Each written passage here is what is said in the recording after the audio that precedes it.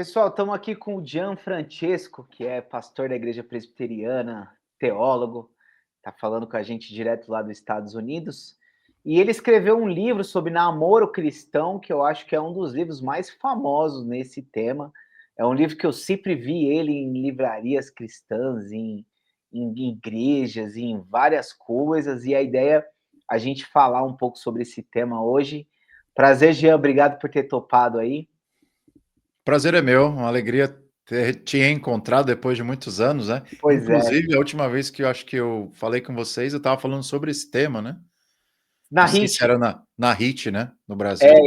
eu não trabalho mais lá, mas eu era produtor de lá na época, e você foi lá para falar sobre esse tema, cara. Aí eu comecei a acompanhar um pouco mais o teu trabalho aí e virei um fã aí das suas coisas aí. Valeu, cara, prazer estar aqui com vocês, espero poder falar um pouquinho do que Deus tem feito aí através do novo livro, né, que vai ser lançado agora em setembro, agora por edições Thomas Nelson, espero que seja uma bênção aí para o público brasileiro de língua portuguesa. Legal, então para a galera saber, esse livro sobre namoro cristão, ele vai ser relançado, né? Exatamente. Eu publiquei a primeira versão em 2016, foi uma edição por uma editora bem pequena, e aí depois em 2000, se eu não me engano, 2018, eu publiquei a segunda edição, agora já com um selo próprio que eu lancei, que era a Corandeu, que só tem um livro, que era esse. Eu publiquei mais como uma espécie de fundraising, eu publiquei para arrecadar uns recursos financeiros, para eu conseguir me mudar aqui para os Estados Unidos, e acabou que o livro foi um sucesso. A segunda edição foi aquela que provavelmente você viu, que tinha uma capa legal, uma diagramação profissional e tudo mais. A gente vendeu 7.000 exemplares desse livro, totalmente esgotado, totalmente independente. E basicamente esse livro foi um sucesso, assim, mas caiu no esquecimento, né? Porque eu estava focado em outras coisas, eu acabei publicando um outro livro. Inclusive, acho que eu devo ter ele em algum lugar aqui, que é o meu livro mais recente, que é Reformando o Discipulado, pela Thomas Nelson.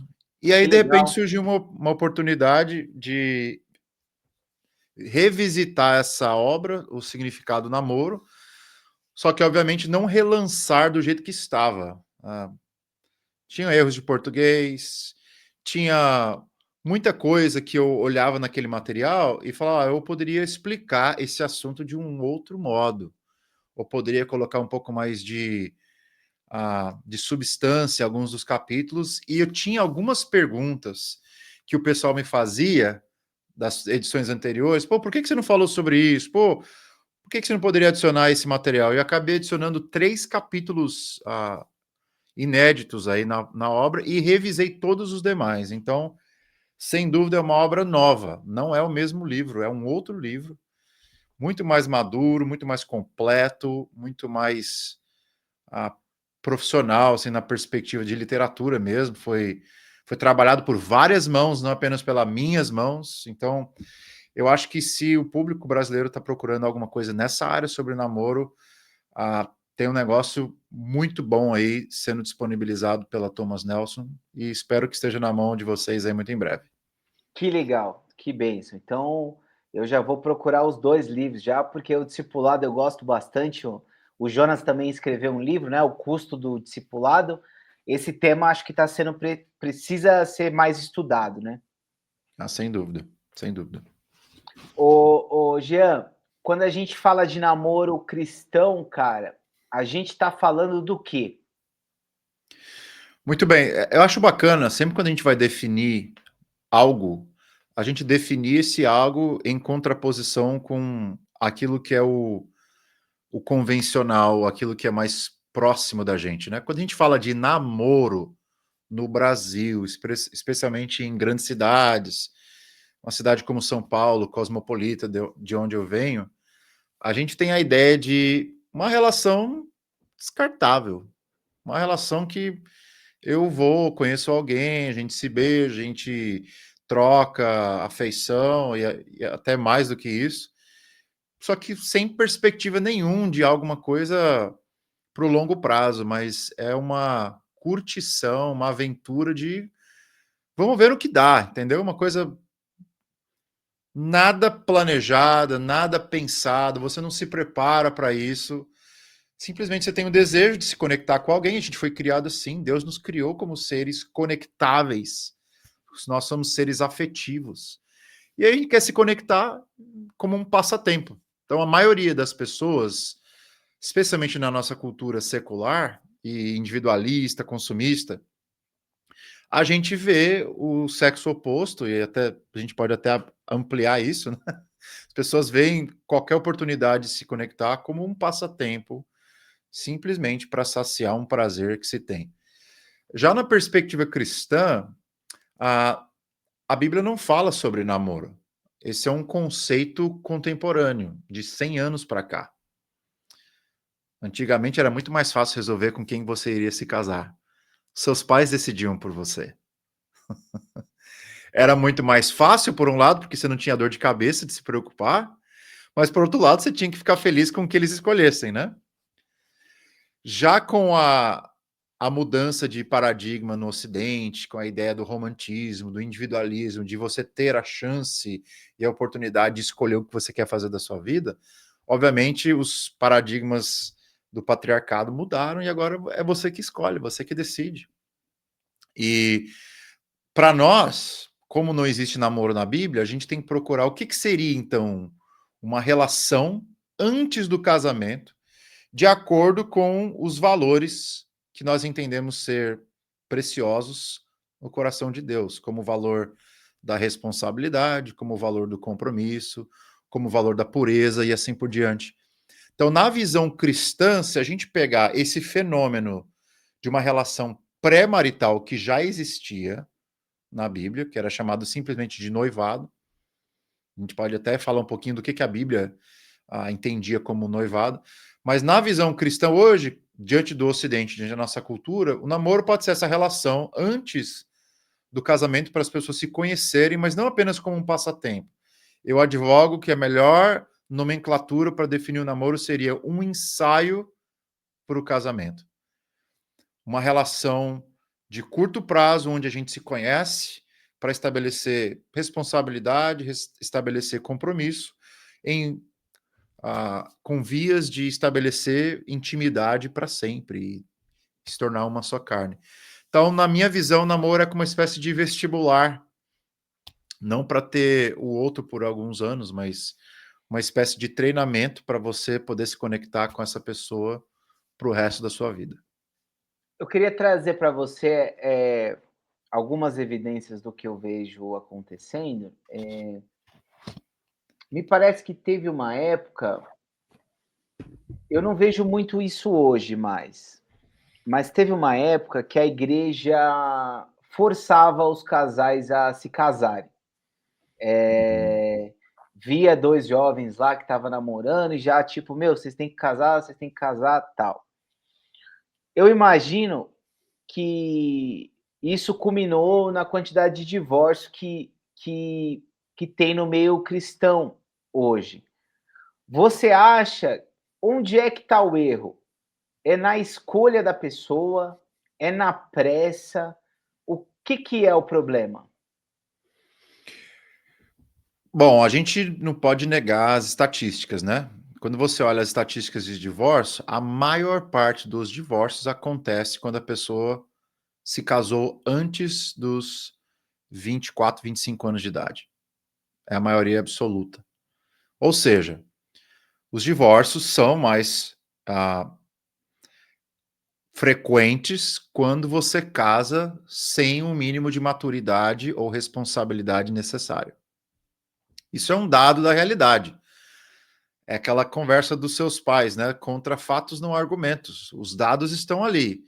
Então, a maior parte das pessoas se divorciam porque são imaturas. Agora, maturidade não é só uma questão de idade. Tem muitos casais de 40, 50 anos que estão se divorciando também. Mas aí talvez fica para uma conversa para um outro dia. Por que nós estamos envelhecendo e não estamos amadurecendo? Isso é um outro problema. Maravilhoso. Eu gosto muito desse tema. A esposa do Luiz Felipe Pondé, do filósofo, fez um doutorado sobre isso. Questão da dificuldade de amadurecer. Aí tem um episódio sobre isso aqui no podcast com ela. Esse tema eu acho maravilhoso. Tá aí, então já não preciso nem ficar atirando no ar aqui. Existe um fenômeno contemporâneo que nós estamos envelhecendo, só que nós não estamos amadurecendo. Tem um fenômeno que foi trazido à baila aí pelo Felca, né, que é a ideia da adultização de crianças. E tem um outro fenômeno que é da infantilização de adultos. Pois Então esse é, é um assunto, né? inclusive tema trabalhado pelo apóstolo Paulo na questão da fé, né? A Ah, sim, infantilização da fé, né? com certeza. Você pode ter anos e anos de cristianismo e ainda estar no leite, né? No leite espiritual. Isso aí a Bíblia já falava há muitos anos e o livro de Provérbios também fala disso. Então, o que que eu acho? Eu acho que onde está o erro? Certamente, forçar uma relação é como forçar duas engrenagens incompatíveis, que elas podem funcionar. Pensa em duas engrenagens tentando se encaixar, mas elas não têm o mesmo molde para se encaixarem. Elas podem ficar juntas por certo período de tempo, mas em algum momento elas vão se desgastar e vão acabar rompendo com a estrutura uma da outra. Então, obviamente, quando as igrejas no passado, diria aí, década de 80, 70, 90, tentavam forçar a barra com alguns casais, e também pais, né? Porque as famílias tinham muito mais poder sobre os filhos do que tem hoje, que é uma coisa boa, mas que, se levada às últimas consequências e se ignorando os princípios bíblicos, pode ser algo terrível. Nunca se esqueça de uma coisa: as nossas melhores virtudes podem se transformar nos nossos maiores vícios. Uma coisa boa, que é a relação conjugal, pode se transformar no pior pesadelo da sua vida. A sua beleza física pode se transformar no seu pior inimigo. A sua inteligência pode se transformar no seu pior obstáculo. Enfim, eu acho que o ideal para a gente evitar esse problema é você dar princípios para as pessoas. E esse é o papel da igreja. Eu tenho vários arrependimentos na minha vida, Marco.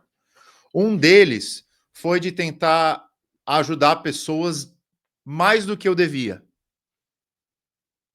E é uma coisa que até hoje eu tento encontrar qual que seria em inglês a gente chama de sweet spot, que é o ponto doce.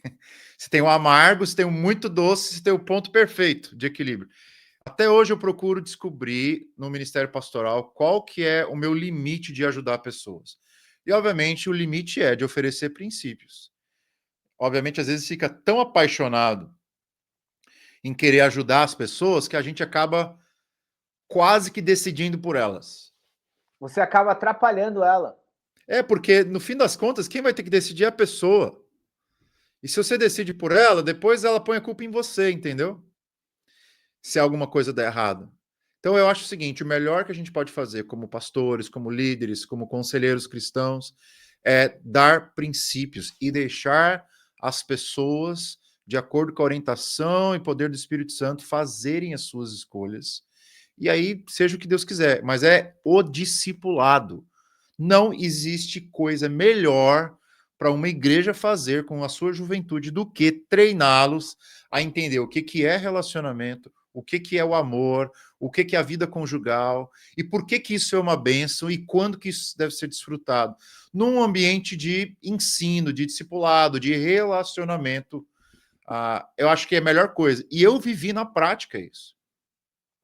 Eu cresci sem nenhuma instrução nessa área. E eu vi uma geração inteira depois de mim, na nossa igreja local, que recebeu discipulado integral nessa área, e vi uma geração que veio antes dessa receber basicamente nada de discipulado. E eu vi onde as duas gerações culminaram depois de 10 anos. Então, depois de 10 anos que eu escrevi aquele livro, eu posso afirmar categoricamente que discipulado funciona. Ah, Discipulado sim. nessa área dá frutos. Eu E também frutos acabei vendo duradouros. Eu conheço uma como geração um. inteira arrebentada e conheço uma outra geração inteira que está dando frutos no reino de Deus. Então o segredo não é forçar, o segredo não é você decidir pelas pessoas, mas treiná-las para que elas possam ser maduras para fazer as suas próprias escolhas. A gente acaba vendo no nosso ciclo, né? Os relacionamentos que deram certo, que deram errado, perfis de pessoas, perfis de relações, inclusive nessa questão de maturidade de fé, maturidade também em outras áreas, tipo assim, financeira, intelectual, essa coisa da idade que você falou, por exemplo, pessoas que depois de casados já foram viver experiências como se fossem adolescentes, e aí isso atrapalhou bastante o casamento. Cara, é muito complicado, né? Com certeza. É aquela coisa, a gente nunca está pronto, a gente está sempre crescendo. Quando um casal, quando um adulto, ele começa a imaginar que ele chegou no Monte Everest da sua maturidade, é aí que ele começa a descer e começa a afundar. Então, a ideia da maturidade é que nós estamos sempre crescendo. O cara mais inteligente, mais sábio do mundo é o que está sempre disposto a aprender. E isso não é diferente com os nossos pais, né, com os nossos avós. Pode perceber, você tem aí exemplos na igreja de senhores e senhoras que são maduros, que são doces, amáveis, gentis, sorridentes, que estão sempre dispostos a caminhar com a segunda, com a terceira geração, e os idosos que amargaram, são velhos, tolos, amargos, que repelem qualquer tipo de conexão com a geração que veio depois deles. Então, contra a realidade não tem como lutar, entendeu? Ô, Jean, o que é importante para o solteiro pensar nessa fase e na hora de escolher uma pessoa? Como é que funciona isso? No livro eu trabalho 10 mandamentos para você pensar naquela pessoa que você gostaria de passar o resto da sua vida. E esse livro é para solteiros. Tem gente que fala, mas eu não estou namorando, por que eu vou comprar um livro sobre namoro? Bom, imagina o seguinte, você está querendo dirigir, você nunca dirigiu na vida, para que você estudaria numa autoescola? Ué, justamente para aprender, né? Não tem coisa melhor do que você, antes de começar a namorar, você se preparar para isso. Antes de você começar a dirigir, se preparar para isso. Antes de você começar a faculdade, se preparar para aquilo. A gente se prepara para tanta coisa, né? Por que não se preparar para um relacionamento? Você acha que já nasceu sabendo? Então, solteiros, eu coloco lá esses 10 mandamentos, mas eu poderia resumir em 2 para você. Assim como o Senhor Jesus fez, né? O primeiro mandamento seria: procure alguém que realmente demonstra amor por Deus. Essa é a primeira coisa. Sabe por quê? Porque se essa pessoa realmente demonstra amor por Deus, ela vai amar você. Ela vai amar a vida, ela vai ser uma pessoa confiável, vai ser uma pessoa leal, íntegra, vai uma pessoa que, a despeito dos defeitos que ela tiver, e ela terá, e você verá isso, ela vai ser uma pessoa perdoadora, humilde. Então, o segredo da vida é amar a Deus e ter paixão pelo eterno. Se você é uma pessoa que gosta de ficar analisando as pessoas, eu nunca vou dar certo com essa pessoa, eu nunca vou dar certo, a gente é muito diferente. Isso é tudo bobagem. A principal coisa que você tem que prestar atenção, se você é um jovem, solteiro e cristão, é: aquela pessoa realmente demonstra ter amor por Deus? Da maneira como ela se porta, da maneira como ela fala, da maneira como ela sente, da maneira como ela se expressa, se vai na igreja com você, ou se ela adora a Deus de coração, se ela ela ama as coisas de Deus e tudo mais. Cara, se essa pessoa tem isso, você literalmente está meio caminho andado. Você não precisa procurar muita coisa. Porque a despeito das dificuldades com a personalidade que você possa vir a ter, essa pessoa vai ter um espírito ensinável e vai querer fazer de tudo para glorificar, agradar a Deus num relacionamento. Então, essa é a primeira coisa. Que é dificílima, tá? E é mais difícil, exatamente. É muito difícil Então é um de achar conselho alguém com simples, né? É um é. conselho simples, mas que vai exigir de você muito discernimento. Mas assim, é aquela coisa, né? Eu acho que a bênção daquela geração que teve os pais escolhendo o cônjuge por você, é que você não teve que passar por aquela tortura de escolher uma pessoa, né? Eles passaram essa tortura por você. Agora, a maldição de você ter que escolher sem precisar da ajuda de ninguém, é que você tem que escolher e ainda tem que passar por uma por um pente fino, né, por um filtro. E muita gente não tá preparada para isso. É aquela coisa, né? Pô, tem 10 meninas, 10 rapazes que eu acho legais. Como que eu posso escolher um? E aquela coisa, né? É entender que a gente tá até conversando nos bastidores. O melhor jeito de você descobrir uma solução para esse problema, qual que é? É que não existe uma pessoa ideal para você. Você pode dar certo com várias pessoas diferentes. De uma lista de 10, você não precisa se preocupar. Será que eu estou escolhendo a certa? Talvez as 10 pessoas seriam as certas para você. Escolhe uma. A vida é curta mesmo. A vida é uma viagem. É uma viagem de 60, 70, 80 anos. Não interessa se foi a melhor escolha. Cara, faça ser a melhor escolha. A gente se preocupa muito com esse negócio que, eu quero fazer a vontade de Deus. Óbvio, mas a vontade de Deus tem a ver com princípios morais. A vontade de Deus, como o que vai acontecer, é secreta, então não tem como você descobrir. O que você tem que procurar são os princípios. O primeiro princípio é essa pessoa ama a Deus. E o segundo princípio é essa pessoa está realmente interessada numa relação para durar ou numa relação para passar tempo. É essa segunda coisa. Porque às vezes tem a pessoa que está lá na igreja e você se ilude de que ela ama a Deus. Como é que você sabe se ela ama a Deus? Simples. Se é uma pessoa que ama a responsabilidade, se é uma pessoa que está interessada em alguma coisa para valer e não apenas para passar tempo com você. Não, saber se alguém ama a Deus é fácil, pô. É mais fácil do que saber se a pessoa ama você.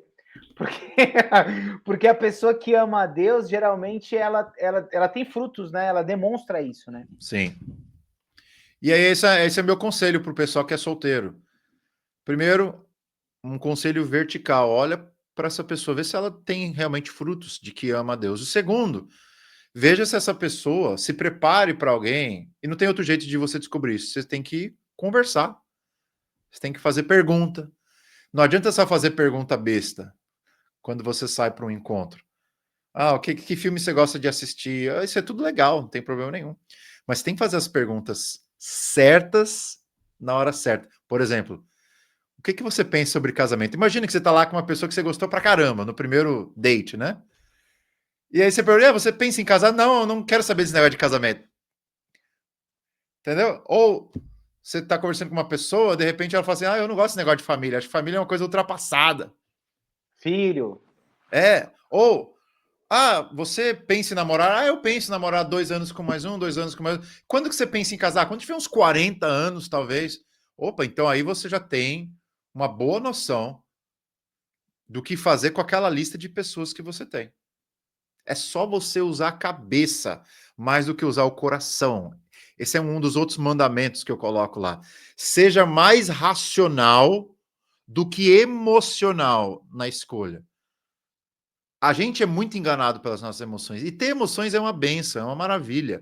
Só que as nossas emoções, elas não devem guiar as nossas ações sem a ajuda da nossa razão.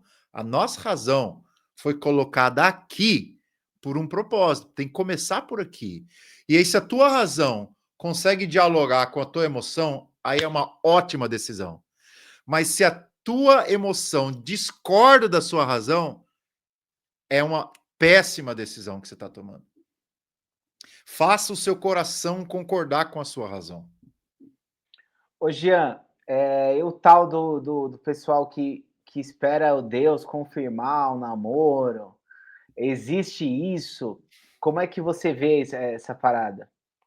Eu acho que existe, só que as pessoas procuram confirmação de um jeito muito místico, né? Por exemplo, vamos supor que eu estou namorando alguém, eu estou começando um diálogo com uma pessoa e eu estou procurando a confirmação. Para muita gente, o que é essa confirmação? É Deus falar no seu coração. Vai que é essa mesma, vai e casa. Isso não vai acontecer. Ah, é porque você é presbiteriano que você fala isso? No mundo pentecostal tem mais liberdade para você falar, Deus falou comigo, eu entendo. Como é que Deus confirma isso? Ele confirma por meio dos seus pais, por meio dos seus amigos, por meio do seu pastor, por meio dos pais da pessoa, por meio de circunstâncias, por meio de valores que são os mesmos.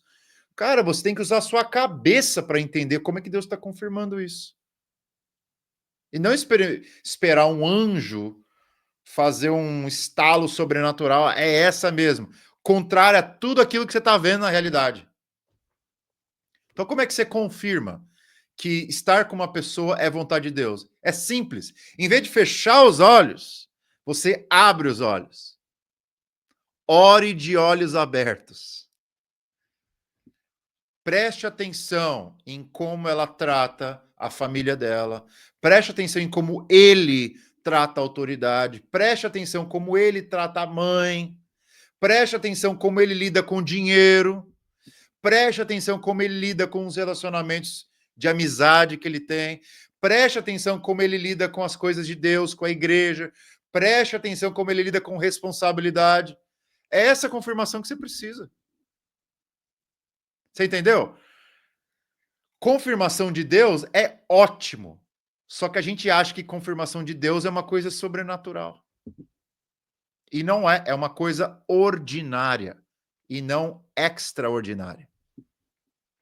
Ô, Jean, e assim, muita gente às vezes dá a sorte, assim, né, de na igreja dele ali ter alguém por quem ele se interessa, e aí começa a namorar com aquela pessoa, casa, não sei o que lá. É a história mais comum, né?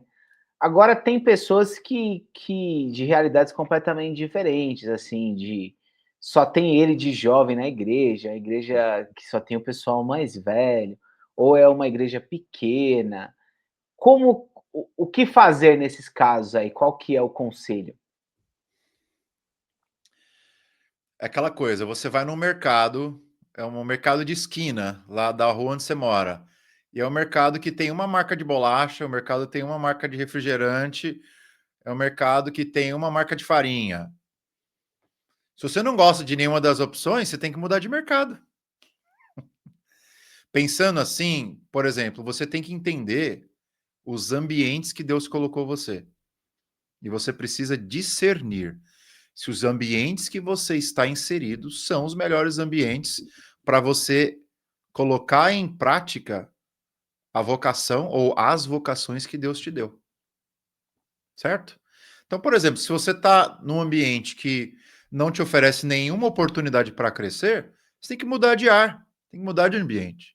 Se você está num ambiente que não te oferece nenhuma possibilidade de encontrar gente nova para se relacionar, cara, o que eu vou fazer? Eu vou falar, fica lá que um dia Deus vai fazer uma mulher entrar pela porta da igreja? Não vai, cara. Pode ser que aconteça isso 1 em 100, 1 em 1 milhão. Então não tenha medo de tomar decisões que vão exigir mudanças da sua parte.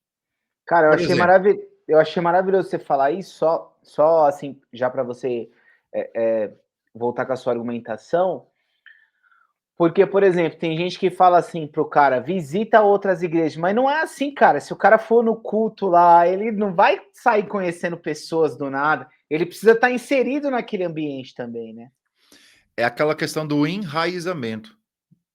Vai testando. A ideia não é você virar você relegar a membresia da sua igreja com base na futura namorada ou esposa que você queira encontrar. Não é isso, não tem a ver só com a igreja. Tem a ver com os ambientes que você frequenta mesmo, as suas amizades, tem a ver com os ambientes que você está presente na maior parte da semana. Então, não tem a ver só com a igreja. Pode ser que esteja envolvido com a igreja, mas você não precisa sair da sua igreja necessariamente. Não é uma regra. O que eu ia falar é o seguinte: aqui nos Estados Unidos, eles brincam com uma frase, né? A definição de insanidade. Não sei se você já ouviu isso. Qual que é a definição de insanidade? Não é fazer coisas loucas. Insanidade é fazer as mesmas coisas e esperar resultados diferentes. A frase do Einstein, né? É o melhor jeito de você saber se você é um insano. Boa. Você está acreditando que as mesmas coisas que você vem fazendo vão te levar a lugares diferentes? Não vão. Eu conheço um rapaz que quando eu o conheci, ele já tinha 50 anos de idade. E o sonho da vida dele era casar. Mas ele nunca mudou os hábitos dele, que eram hábitos ruins. Ele nunca mudou o jeito dele se comportar. Ele nunca mudou as coisas mais óbvias que tinham na vida dele, que nenhuma mulher se agradava. E hoje ele está com quase 70 anos e continua solteiro. Definição de insanidade: fazer as mesmas coisas e esperar resultados diferentes. Tô sentindo uma vontade de chorar aqui, cara. Cara, pois é, muito interessante isso que você falou. Claro, né? Nós estamos falando sobre namoro, mas isso se aplica a qualquer área da vida, né, Jean? Cara, e esse que é o bacana do meu livro e o bacana da escritura, né? A Bíblia não fala sobre namoro, mas ela fala sobre um monte de coisas. Ela fala sobre relacionamentos conjugais, fala sobre sabedoria, fala sobre o ser humano. E é só isso que a gente precisa para entender sobre qualquer outro assunto. Quais são os fundamentos? Quais são os princípios de Deus para todas as áreas da vida? A tarefa posterior é refletir como que isso se aplica em determinados contextos. Óbvio, você tem que pensar. É aquela coisa, teologia, a Bíblia não tem teologia. A teologia quem faz sou eu. A Bíblia, ela te dá o ouro. Você faz a moeda. A teologia é a moeda. É a tua reflexão a partir daquilo que Deus revelou sobre si mesmo e sobre a vida na palavra dele. Teologia é o que você faz com isso. É a matemática na tua cabeça, da lógica, do raciocínio. Como que isso faz sentido com aquilo que eu enxergo? E aí, quando você faz uma fusão de horizontes com aquilo que você vê sobre a vida e com aquilo que Deus revelou, aí você pega aquele ouro que é a escritura, que é revelada, e começa a virar dinheiro circulante, moeda circulante. Essa ilustração foi usada pelo teólogo Herman Bavinck, que é um teólogo holandês reformado. Cara, é isso que a gente tem que fazer. Os cristãos, hoje em dia, por isso que eu falo que precisa de discipulado, eles são tão imaturos e um sinal da imaturidade deles é que eles querem tudo mastigado.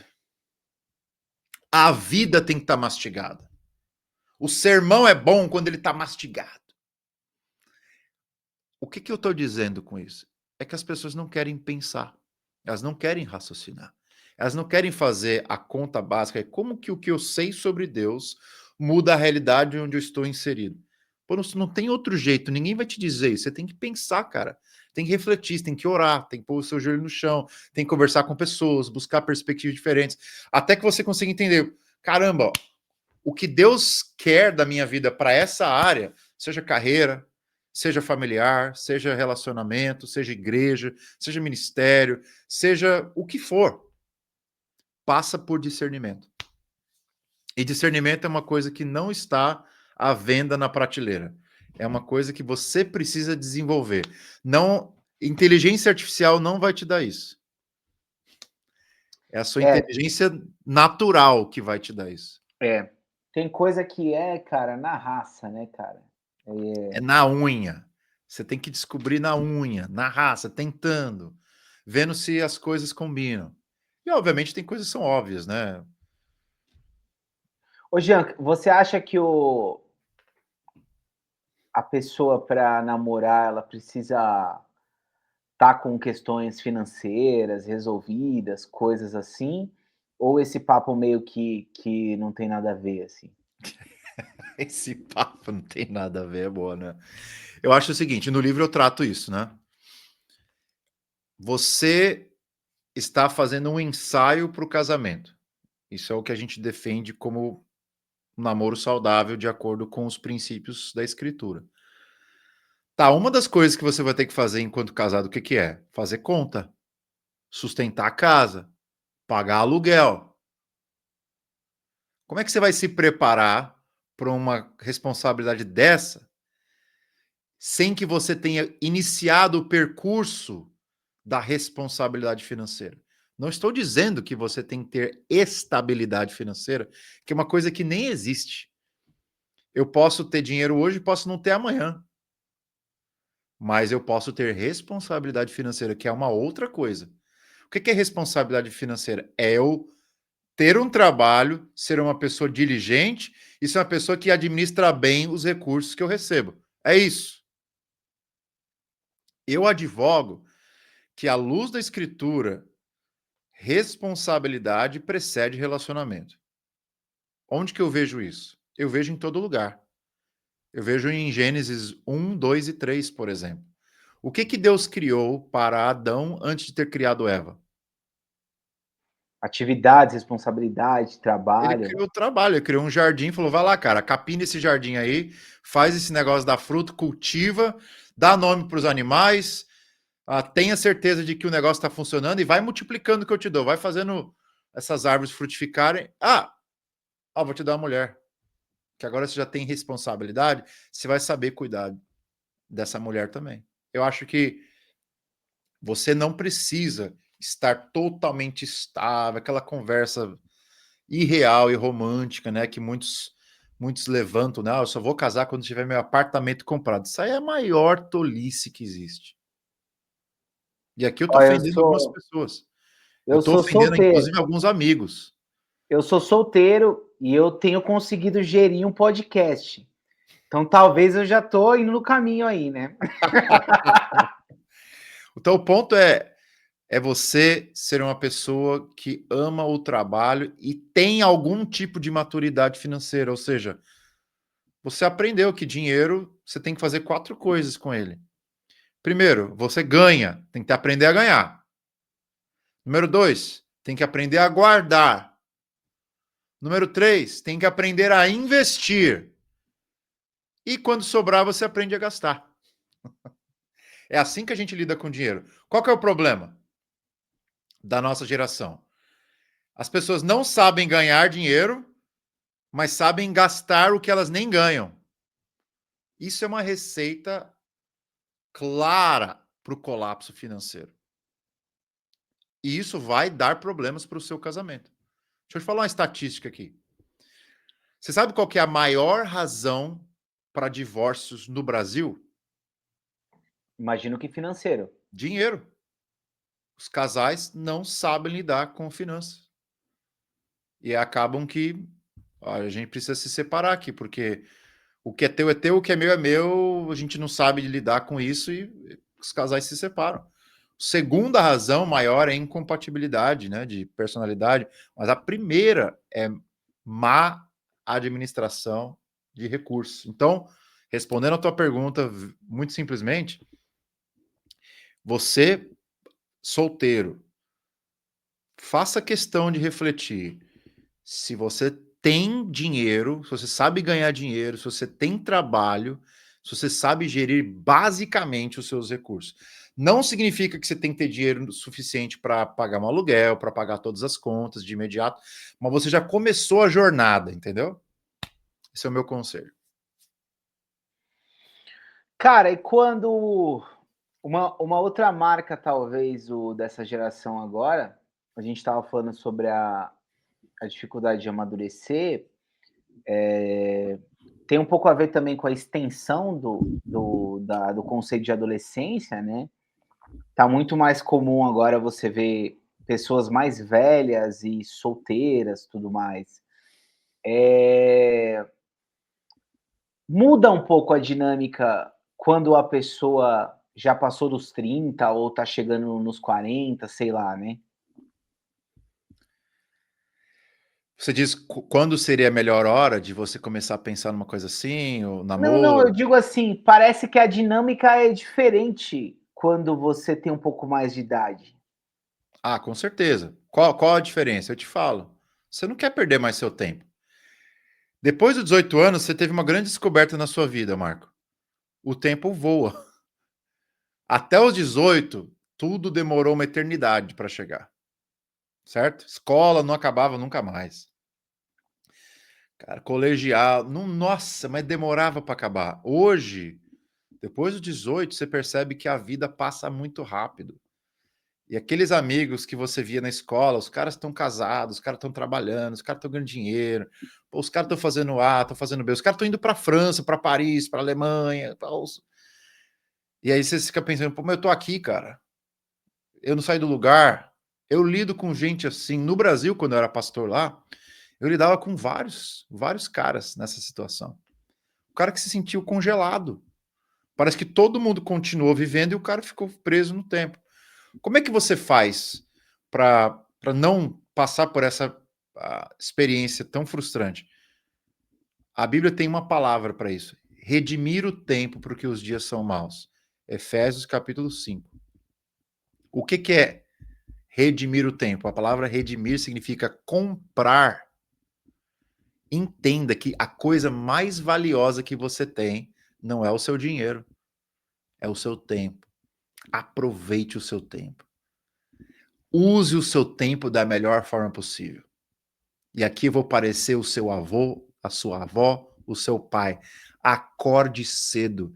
Tira o bumbum da cama e do sofá. Vai trabalhar, vai estudar, vai crescer, vai se desenvolver. Seja responsável. Não deixe as coisas para amanhã. E tome decisões arriscadas. Vai adiante. Seja um empreendedor na vida. Dificilmente você vai se frustrar com esse caminho que você tomar. Então, por que é diferente? Quando você está mais velho, você já percebeu que o tempo passou. Então, você não quer mais perder tempo. Quando você conhece uma pessoa, você quer ficar 1 ano, 6 meses e quer casar, cara. Agora, quando você é mais novo, você acha que o mundo não vai acabar nunca, que a adolescência é para sempre. Então, você namora 10 anos com uma pessoa e depois dos 10 anos não sabe se quer casar ou não. Por quê? Porque a vida é eterna. E não é. Cara, me parece que o namoro longo, ele tende a dar errado o casamento. Tô falando baseado em nada, tá? Mas mas eu já vi uns namoros assim que durou 10 anos o namoro e o casamento durou 6 meses, assim, doideira, né, cara? Não, você está completamente certo. E eu tenho vários testemunhos disso aí. Eu conheço um casal, por exemplo, um rapaz, que era meu colega de seminário, e ele namorou 10 anos com a mesma mulher. E aí ele disse que quando ele ofereceu a oportunidade para ela de casar, eles terminaram. E aí depois ele namorou mais uma moça por 6 meses e casou com ela, está casado até hoje. 10 anos juntos, em contraste com 6 meses. Onde está a diferença? De você levar uma relação com a barriga, achando que conhece a pessoa, e aqui que vem a questão. Quando você é novo, ou vamos reformular a definição, quando você é imaturo, você tem medo de fazer as perguntas certas, porque você não quer ofender, você não quer machucar. Quando você é mais velho, você não tem mais medo de fazer as perguntas corretas, ou melhor, quando você é maduro, você não tem mais medo de fazer as perguntas corretas. Sabe por quê? Porque você já viu quão tola é uma vida onde você leva a vida na superfície. Você quer parar com esse negócio. Então você vai direto ao ponto. Entendeu? Então, quando você conhece alguém, sendo mais maduro, você não quer ali só curtir um jantar legal, uma comida boa, um filme bacana. Você quer saber realmente onde a pessoa está na vida dela, no futuro dela, nos planos. E é simples, cara. Se ela não está na mesma linha que você, vai para outra. Então, o problema é namorar longo é problema? Pode ser. Pode ser que namorar longo não seja um problema, desde que você tenha um plano correto, desde que a circunstância exigiu que aquele processo fosse mais longo. Eu conheço exemplos disso.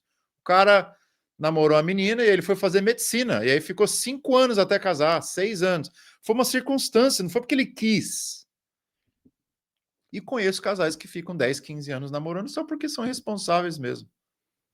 Então a questão é, é você entender que não dá para perder tempo. Tempo é valioso. Quanto tempo eu preciso para saber se uma pessoa é para casar ou não? Cara, não existe essa conta.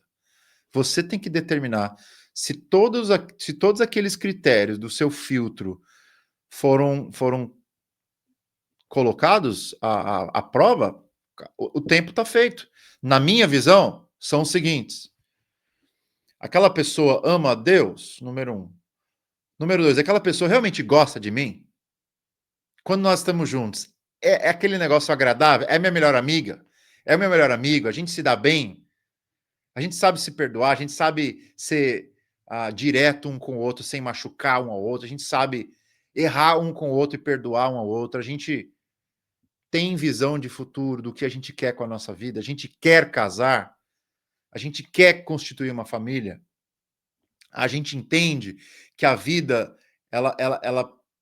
a vida não para, a gente precisa se planejar, a gente tem que, pô, se tá tudo certo, a gente tá com vontade de consumar a nossa relação, de ter filhos, cara, não tem mais o que esperar. Eu namorei 2 anos e casei. Eu tinha 22 anos quando comecei a namorar, casei com 24. Comecei com 21 e ficamos um ano noivos, 3 anos totalmente, e aí casamos. Não precisa mais do que isso. Como foi que você conheceu sua esposa? Ela era membro da mesma igreja que eu, sentava do meu lado, eu era amigo do irmão dela e basicamente de todos os outros amigos e amigas dela. Ela ficou solteira, namorou por bastante tempo um cara com valores um pouco questionáveis. Ela deu sopa, meu amigo. Os meus amigos falaram: é agora, meu amigo, você não pode perder tempo. Eu fui, entendeu? Já era muito amigo da família dela, a mãe dela era minha professora de escola dominical. E eu já estava no seminário, né? Já estava querendo me tornar pastor. E eu chamei ela para sair, as ideias convergiram, começamos a namorar. 2 anos depois, pedi ela em casamento, casamos. Então, eu acho que é muito provável que a pessoa que Deus está colocando na nossa frente ali para a gente casar, ela tá do nosso lado. Cara, Deus, ele age nessa área no sentido de realmente preparar uma pessoa, tudo mais, ou quando a gente pensa isso, a gente está espiritualizando demais uma responsabilidade que talvez é nossa. Eu acho que é importante a gente definir o que não vem de Deus. Conceito de alma gêmea, por exemplo, de que você só vai dar certo com uma pessoa, isso é falso. Isso é mitologia grega, isso é romantismo barato, isso aí não dá certo. Isso é mentira. Isso é filme, Isso isso é é Hollywood. Fábio Júnior nanismo. É, conversa para boi dormir, entendeu? Segunda coisa que é falsa, a ideia de que Deus predestinou que só aquela pessoa daria certo com você também tá errado, cara. Não adianta colocar Deus no negócio que não dá certo. O que é a verdade? A verdade é que Deus, sim, preparou várias pessoas que poderiam dar certo com você. A tua missão é escolher uma delas. Essa é a verdade. Nua e crua. Os românticos que estão assistindo esse episódio provavelmente estão todos chorando agora, porque eu acabei com os sonhos dele. De que, Deus tem aquela pessoa para mim, e se não for ela, eu nunca serei feliz. Isso é a maior heresia que tem, cara. Deus prepara pessoas para você? Sim, mas é no plural, pessoas. Escolha uma e seja feliz. Para com essa história de que tem que ser aquela pessoa. Se ela não gosta de você, ponto final, cara. Se você não gosta dela, ponto final. Como é que eu sei que Deus preparou uma pessoa para mim? Pô, ela é minha amiga. Eu gosto dela. Ela gosta de mim. Nós temos planos para o futuro juntos e nós queremos ter uma vida a dois que não vai ser apenas por uma curtição momentânea, mas feito para durar. Tá aí, cara. Os dois estão na mesma pegada financeira, de trabalho, de querer crescer. Que mais que você quer? É mais simples do que Escolha uma. parece, né? Entendeu? É mais simples do que parece. Escolha uma e seja feliz. Ah, mas e as outras que eu deixei para trás? Toda escolha para um lugar significa que você rejeitou todas as outras opções. A vida é assim para tudo. Por que seria diferente para os relacionamentos? Quando você fala, estou indo para a Bahia, significa que você disse não a Gramado, entendeu? Ah, eu estou indo para Recife, significa que você disse não para o Amazonas. É simples, cara.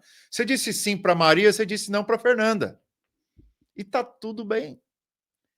A gente precisa colocar na nossa cabeça que nós somos seres finitos. Que nós não vamos fazer tudo aquilo que a gente gostaria de fazer. E a gente precisa achar contentamento nisso. O problema é que as pessoas têm um desejo por Deus, um desejo pela eternidade no coração delas, que só Deus vai saciar. Mas como elas não creem que Deus pode fazer isso, elas procuram isso nos relacionamentos, no dinheiro, procuram isso nos bens, procuram isso em filosofias políticas e tudo mais. A eternidade que tem no nosso coração, que não se sacia com nada que os meus olhos podem ver, só pode ser saciada pelo nosso Senhor Jesus Cristo, que é a água da vida, o pão da vida, entendeu? Que é a árvore da vida. O problema é que a gente não consegue achar sentido nesse negócio de que é só uma pessoa. É, cara. A não ser que ela morra, você pode escolher outra. E aí, fazer o quê? Escolhe mais uma. Ah, mas se ela morrer, escolhe outra. Tem um casal aqui na minha igreja que ele casou com 4 mulheres.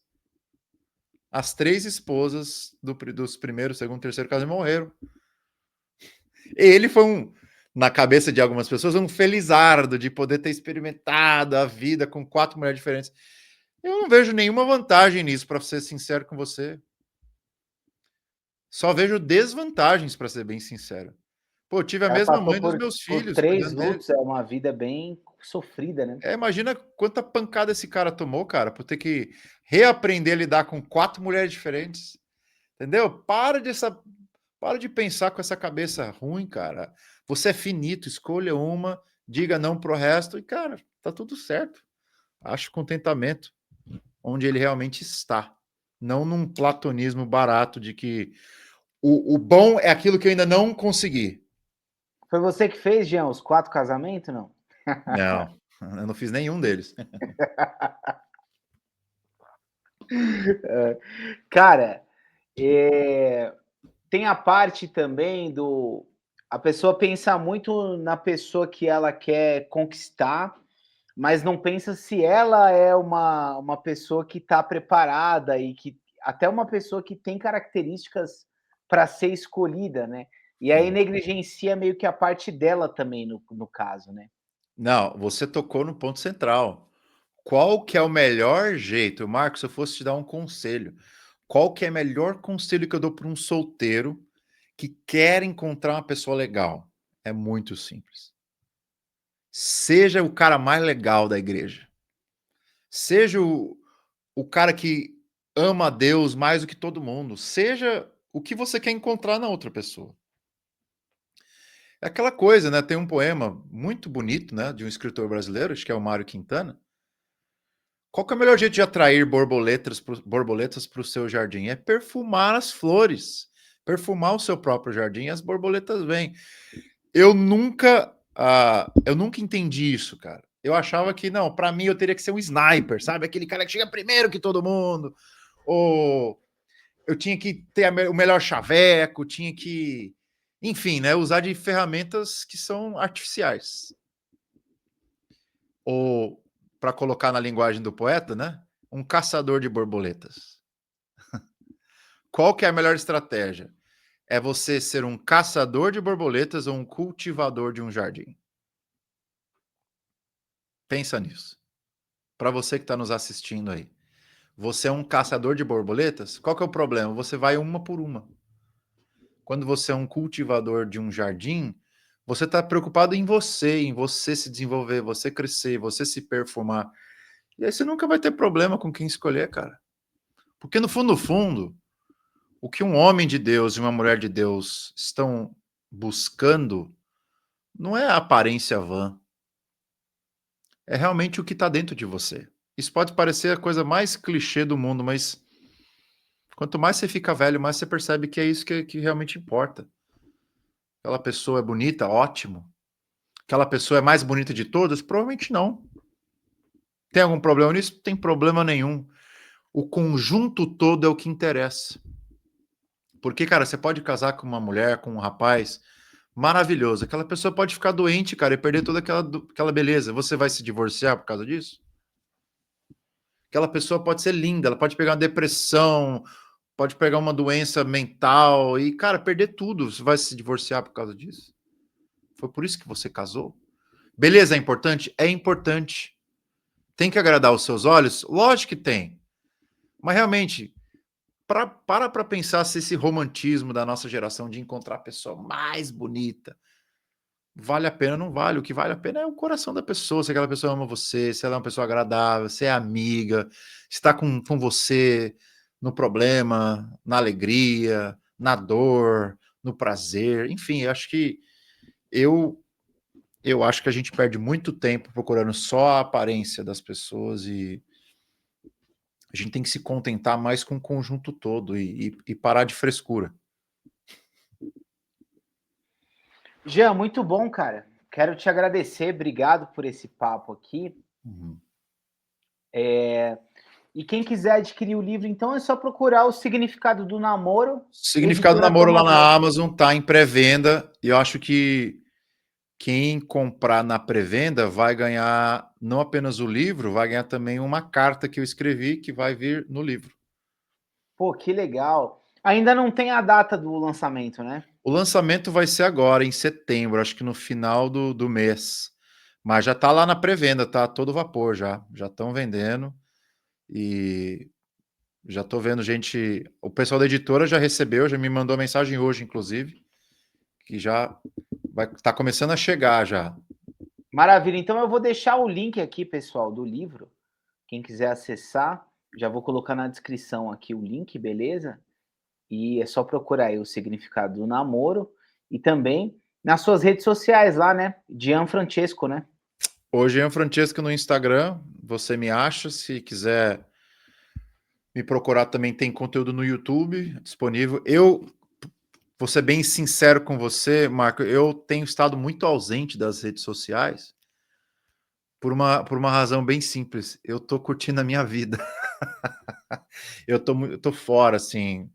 Eu tô curtindo a minha família, eu tô curtindo a minha esposa, os meus filhos, tô trabalhando bastante. E eu percebi que, para mim, nesse determinado momento da minha vida, estar muito nas redes sociais tá drenando muito a minha alegria. E eu decidi dar um passo para trás, cuidar do meu coração e mas tá lá, minhas redes estão lá, de vez em quando eu tô lá respondendo pergunta do povo e vai ser um prazer trocar ideia com vocês e ver se realmente o livro está melhor do que antes. Eu creio que está muito melhor. Pô, maravilha. O que você falou sobre as redes sociais, eu concordo demais. E não é uma fala só sua, não, mas já fiz vários episódios com neurocientistas aqui e acho que está sendo um consenso isso aí. Muito bom. Obrigado, Marco, pela oportunidade. Obrigado por ter entrado em contato e espero que Deus abençoe muito sua vida e continue abençoando a vida de outros aí nos diversos assuntos que você tem tratado. Amém. Eu que agradeço e vamos marcar um próximo depois sobre discipulado, que é o tema do seu outro livro, que caso o pessoal queira adquirir, também está disponível, né? Tá disponível, tá lá, já tem alguns anos que foi publicado. Deixa eu ver se eu acho ele aqui. A minha vida é uma bagunça. Que isso. Não sei nem se eu vou achar, mas tá por. Ah, tá aqui, ó. Tá atrás do meu computador. Reformando o discipulado. Olha que coisa linda, ó. Nossa, muito bonito, hein? Vou colocar ali. Isso. É tem uns 600 e lá vai cacetada. É um livro longo. Mas tudo que você precisa aqui de teologia cristã, de como discipular pessoas, é uma obra bem completa aí que Deus me deu a alegria de escrever. Que legal, que legal. Quero ler os dois. Muito bom, Jean. Obrigado, então. E a gente vai se falando aí. Um abraço, pessoal. Compartilha esse episódio aí com os amigos, também com os grupos da igreja aí, com os jovens e tudo mais. E comenta aqui, se inscreve no canal, dá um like, que isso ajuda o conteúdo ir para mais pessoas, né? E tem vários episódios aqui do Entrando na Mente Podcast de diversos assuntos diferentes que vocês podem acompanhar aí, beleza? Um abraço e obrigado.